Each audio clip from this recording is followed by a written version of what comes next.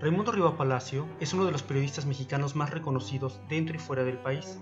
Reportero, corresponsal, editor, director, Raimundo goza de una excelente reputación como profesional del periodismo.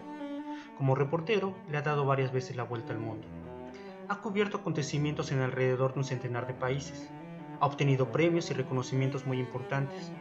Es una de las plumas más respetadas e influyentes. Se ha desempeñado lo mismo en los medios impresos y electrónicos, dejando constancia de su quehacer profesional en los principales diarios del país y ha formado nuevas generaciones de periodistas.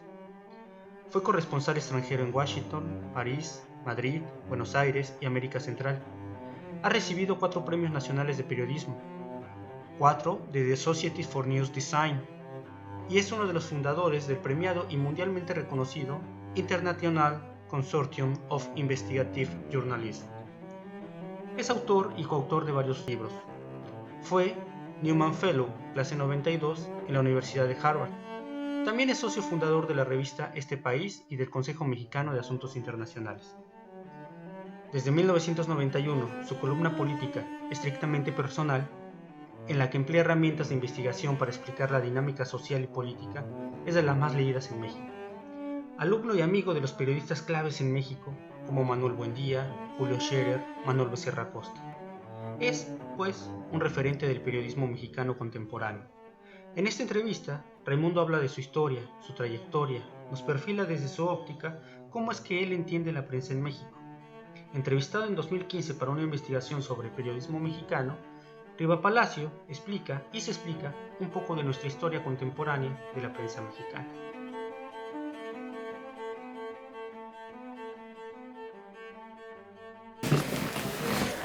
Maestro, infancia es destino, dicen por ahí. Sé que usted a la edad de 8 años efectivamente agarraba el periódico de sus padres, lo recortaba y lo acomodaba según su criterio. Cuénteme de eso. Deportivo, por supuesto. Mi jerarquización era deportiva. Nada más. A los 8 años, ¿qué más podía haber hecho? No era tan precoz. Quería hacer periódicos. Sí, desde muy chico. Un tío mío dirigía un periódico, el Sol de Tlaxcala, íbamos a verlo a veces, y entonces el olor de la tinta era muy atractivo. Parezco drogadicto, ¿verdad? No. Es muy divertido. Era un vago completamente. No, pero muy contento. Muy contento haciendo exactamente lo mismo que hacíamos todos en ese entonces. Íbamos a la escuela, jugábamos en las calles. La ciudad era distinta. Totalmente. Nos divertíamos mucho. Pues vengo de una familia de políticos de muchos años. Una familia muy vieja, casi 160 años de historia. Entonces a eso se dedicaban, abogados, políticos. Significativo, bueno, algo muy importante era que desde muy chicos nos platicaba sobre historia. Entonces hablábamos mucho sobre la historia y sobre algunos personajes. Y la otra, como ya mucho más adelante, chocamos de manera muy fuerte, porque yo ya era periodista, y entonces decían, es que podrías descubrir ciertas cosas, porque piensan que es un asunto de la familia. Entonces lo que sucedió fue que me distancié por completo de mi padre y de una buena parte de mi familia. Se me pesaba mucho la familia, bueno, tanto que tanto pude me fui de México.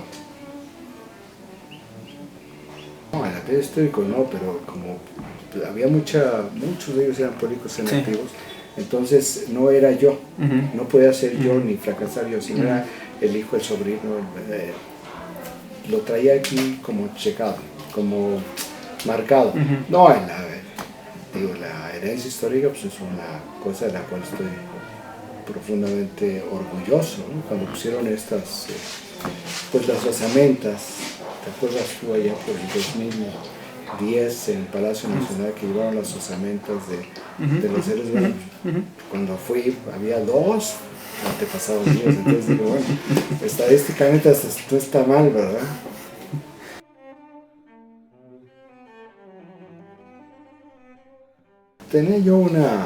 Me gustaba dibujar y no sabía qué estudiar, si periodismo o arquitectura. Y entré a trabajar al Heraldo de México. Entonces, como yo quería estudiar arquitectura, entonces se le hizo fácil a don Gabriel Alarcón mandarme al departamento de dibujo. ¿Verdad? Bueno, ¿qué sucedió en el departamento de dibujo? Pues el departamento de dibujo no era dibujo, ese departamento era el que se encargaba de pegar el aviso clasificado en pues lo que eran entonces las hojas, y salía en hojas de papel para hacer los negativos, y salían antes de los negativos, era cuando empezaba el offset, entonces salían las tiras con pues los pequeños anuncios y había que recortarlos y pasarlo por cera y pegarlos. Bueno, me corrieron los 15 días. Entonces yo estaba terriblemente traumado y mi padre me preguntó qué era lo que había pasado. Le dije, pues es que no tengo idea, a mí sí me gustaría saber por qué me corrieron. Entonces le habló ahí me acuerdo que le habló Luis Espota, que era su amigo, y a través de Luis Espota entonces fuimos al Heraldo, y pues yo lo que quería era una mera explicación. Entonces me agarraron y me llevaron con Óscar Alarcón, que en ese entonces dirigía el periódico, y nunca recibí ninguna explicación, pero me dijo qué era lo que yo quería hacer. Y le dije, pues quiero ser periodista, ¿y qué te gustaría hacer aquí? Le digo, bueno, pues ayudante.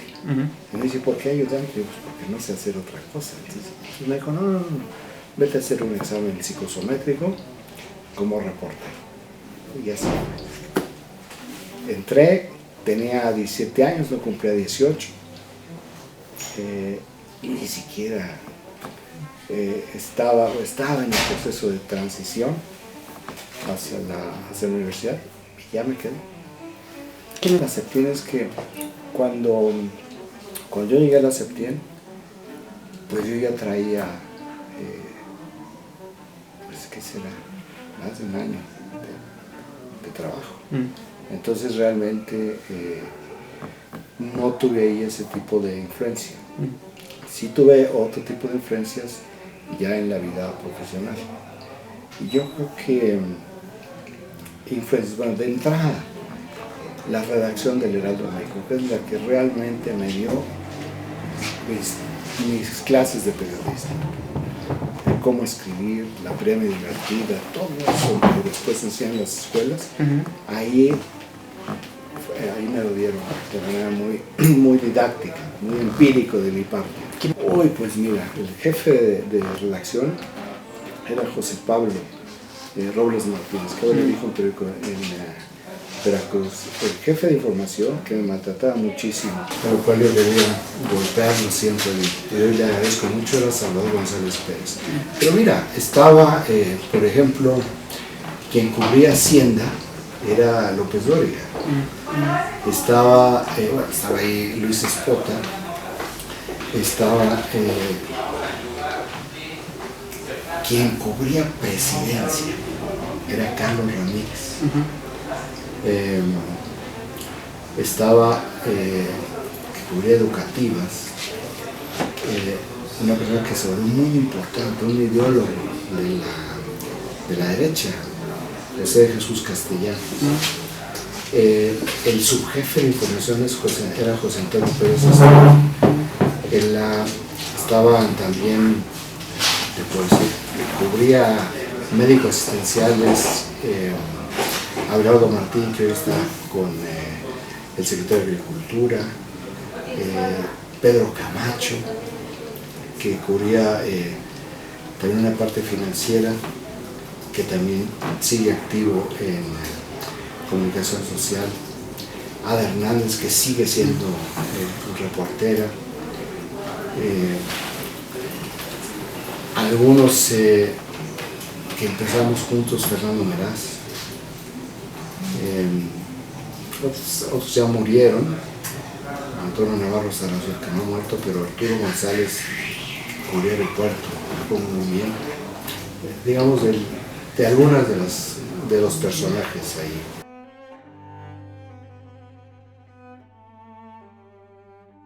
En algunos temas sí, porque yo cuando conocí a Manuel Buendía, yo ya fue un poco más en mi carrera y compartíamos una obsesión y un interés, que era la parte de los servicios de inteligencia. Entonces yo leía muchísimo, tenía mucha documentación y esa era la parte donde nos acercábamos en ocasiones. Porque el trato, te diría, así de amigo, pues el trato fue estupendo, fue excelente el trato. ¿No? Todavía me acuerdo 15 días antes de que lo mataran, que estábamos cenando en el restaurante de las Mercedes, en la zona rosa. Porque salimos y le dije, no, don Andrés, yo voy a cruzar la calle porque es un peligro andar junto a usted, ya se lo van a echar. Entonces él me dijo, dice, no, dice, el día que me quieran matar, yo me llevo a varios, porque él siempre andaba. Entonces, de hecho, cuando lo mataron, yo estaba en la redacción de Excelsior, cuando le hablaron al director, dije yo, uy. Y en el primero o segundo párrafo de la nota del asesinato de Buendía, menciono la anécdota. Diciendo, cuando lo mataron, lo que hicieron es por atrás, le bajaron la gabardina para inmovilizarlo de los brazos y no poder sacar la pistola.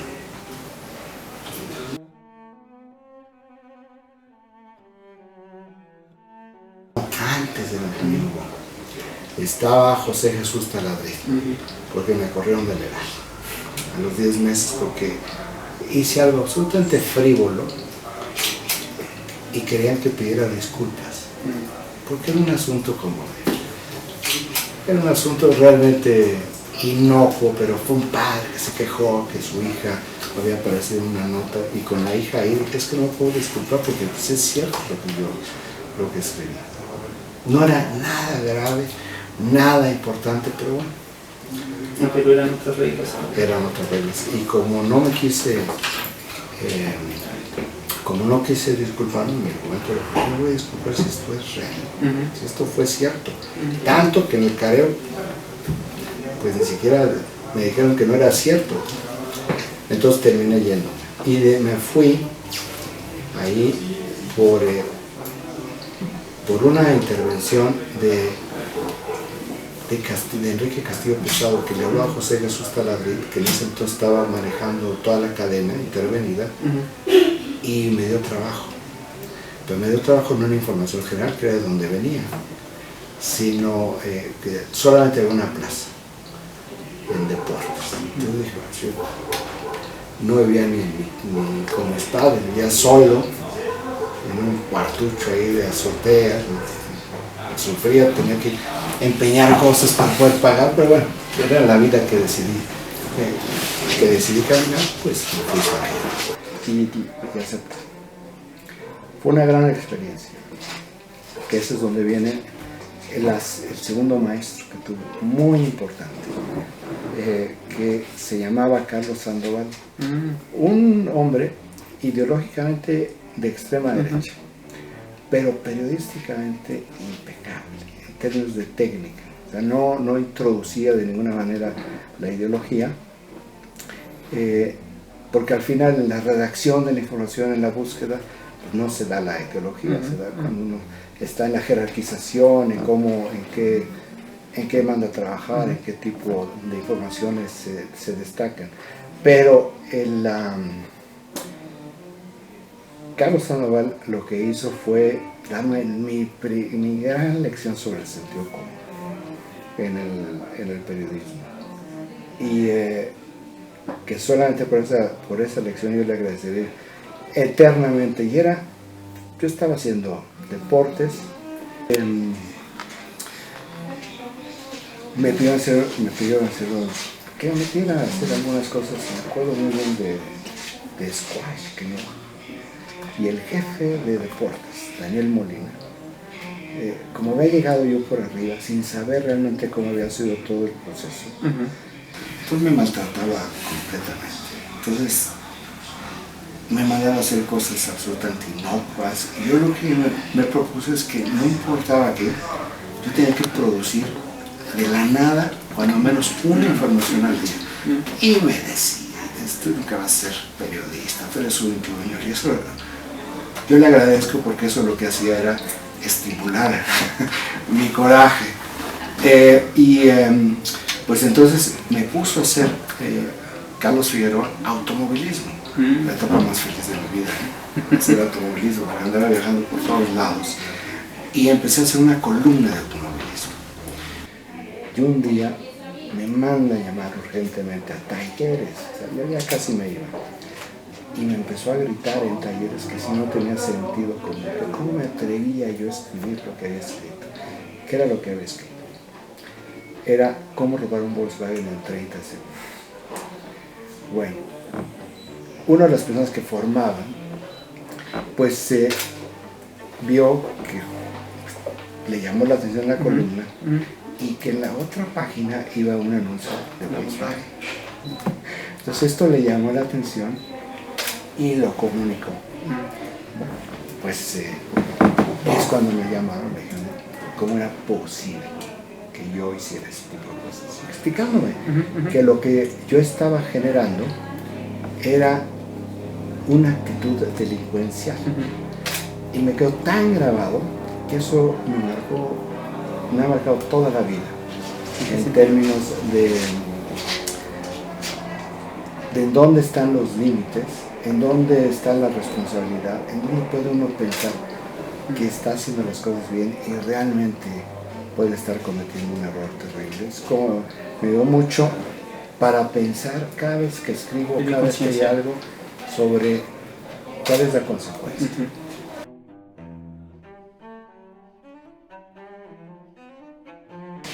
A 1 más 1 sucedió de esta manera.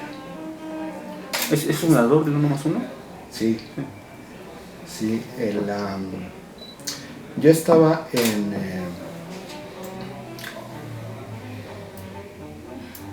por 75, 75, me dijo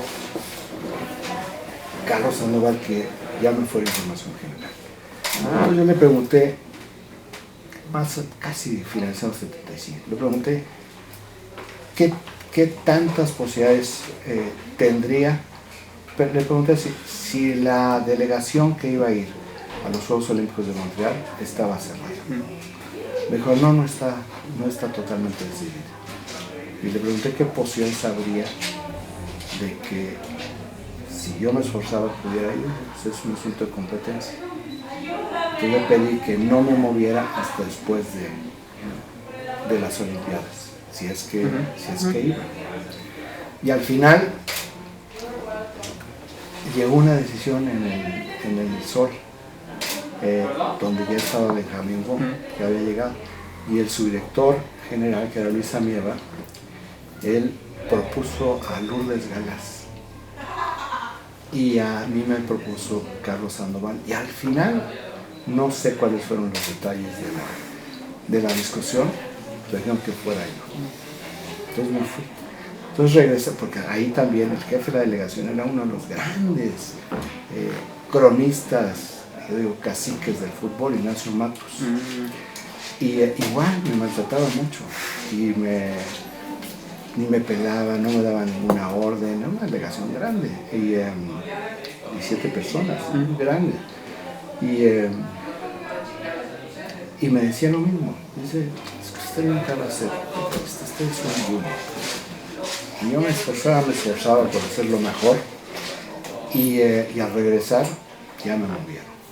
Entonces, pero ahí en mi frustración, Javier Domingo, que era un corresponsal de France Press, que siempre me veía estar, sobre todo en las reuniones del Comité Olímpico Internacional, como no me dejaban hacer, como no me decían nada, pues yo hacía lo que realmente se me antojaba.